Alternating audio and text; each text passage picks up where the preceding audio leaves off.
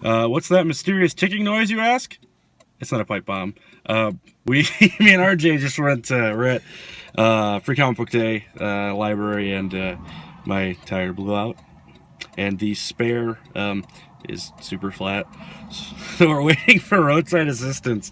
But I wanted to interview him. I met RJ at a GameStop. I don't know, what did I figure? It was 6 years ago? 20 billion years ago. Exactly. Yes. Give or take a gazillion years. Well, you know. But anyways, so this is going to be an interview in the new Ramblin Hamblin. So tell us just a little bit about yourself. What do you want to know? All right, we'll be specific. Yeah. Now, you have worked on a few different card games for some famous animes. I have worked on some card games. I was for a very short time, the community manager and head judge for DBZ. I was very quickly shifted over to Buffy the Vampire Slayer, and I stayed on that for quite some time. I did some of the a little bit of work on Yu Yu Hakusho, especially towards the very end of my stay at SCORE. I came back for Dragon Ball GT, which I was actually very proud of the game by itself, but when you added it to Z, it was crap. And I did edits on a single set of Inuyasha. Which that is some impressive stuff. And what was the company that you were working for? It was SCORE Entertainment. SCORE Entertainment no longer exists. It was a subsidiary of Donruss Playoff, which, if people are fans of sports cards, they probably know from the football and baseball cards that they made. Donruss was purchased within the past few years by a corporation named Panini. So there's a sandwich? A delicious flatbread sandwich purchased this. No, it does make me think of that every single time I say the name.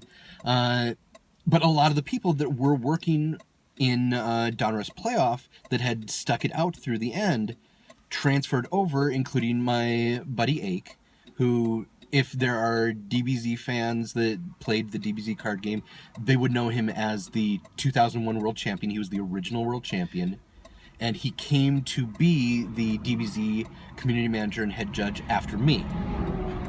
He stayed with the company through the transition to Panini, and he managed to convince them to restart the game. And so it's back again. It's vital. The old cards mix in with the new cards, and so all kinds of cool stuff with that. So on the new set of cards, can you still use the GT ones in conjunction with them, or is that a completely separate game itself? Yes and no. That's a good answer. If you are playing in sanctioned tournaments, Okay. you are primarily going to only be using the new stuff. There will be, even the old Z stuff, you're going to only have a handful of cards that work. They've made a way to tell by looking at the new cards. If the title is a golden color, then that is a direct reprint, which means you can use the old card. If it is not golden, even if it has the same title, it has new text and you can only use the new one. GT cards, it would be the same thing. GT cards were a little special because GT actually had its own back. So if you wanted to mix Z cards and GT cards, you pretty much had to sleeve the decks anyway.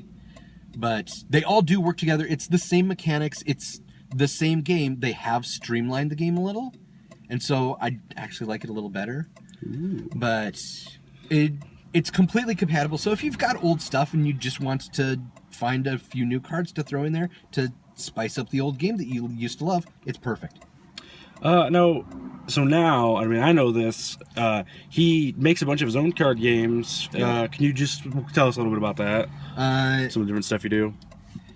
The various games that I make, they kind of run the gamut. There's the family-friendly type stuff like Robot Dash, kids game. There's actually a free way to play it online because it has a one-to-one correlation with a poker deck. If you have Uno is awesome. But if you don't have Uno, you can play Crazy Eights because you can play that with the poker deck. Right. That was my idea with Robot Dash, and it is much easier. Oh, I'm getting a phone call. Give me a moment. We'll be back later.